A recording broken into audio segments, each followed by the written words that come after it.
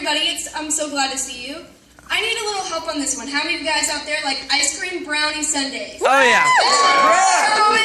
Nobody can bake like Grandma. Amen. Now, don't you wish this amazing treat could last forever? I do. But what happens when it's gone? Well, it's gone. It's finished. God says in 2 Corinthians 4:18, so we fix our eyes not on what is seen, but for what is unseen. For what is seen is temporary, but for what is unseen is eternal.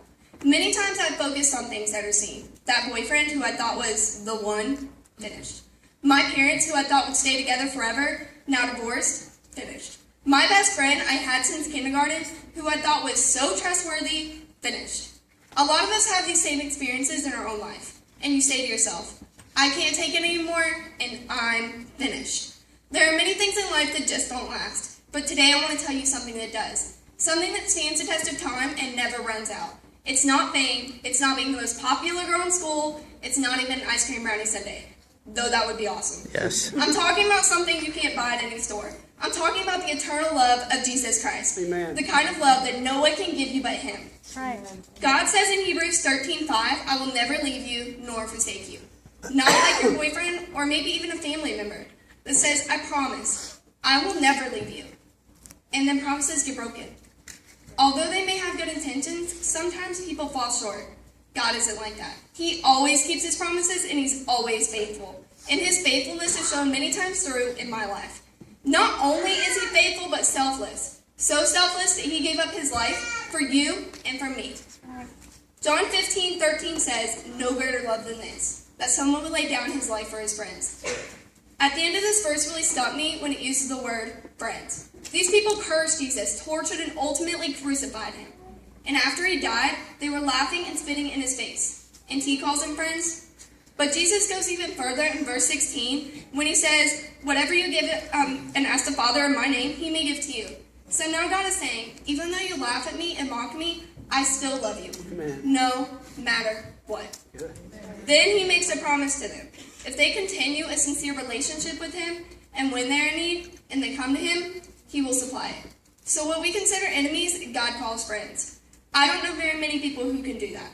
In fact, I don't know anyone who could die for everyone, the lovable as well as the unlovable.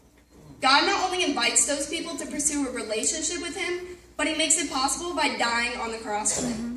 As Jesus was on the cross, His very last words before He died were, it is finished. He was finished with His purpose of coming to earth to serve as the perfect sacrifice on the cross for my sin and for your sin. He did all that so we could have the option of choosing life, eternal with Him or hell, eternal without Him. Just like Moses when he lashed out in anger, killing the Egyptian and then burying him in the sand, then he fled to Midian, knowing that Pharaoh wanted him dead because of the murder he had committed. We may not be guilty of murder, but we do make mistakes. And just like Moses, we hide. We shut the world out around us and we blame everyone, sometimes even God. Or maybe we think we aren't worthy enough to talk to Him after what we have done. It's important for you to know that God is both forgiving and loving. And if you ask God wholeheartedly to forgive you, He'll forgive you and help you with your struggles. Later on in Moses' story, God answered the children of Israel's prayers by delivering them out of Egypt and out of slavery. Why do you think God called Moses after all the mistakes he had made? God called Moses because He wasn't finished with him yet. Right. Every single one of you has a calling in your life. Good. Are you holding back from that calling? Maybe because of fear? Or because someone made you feel like you were unworthy?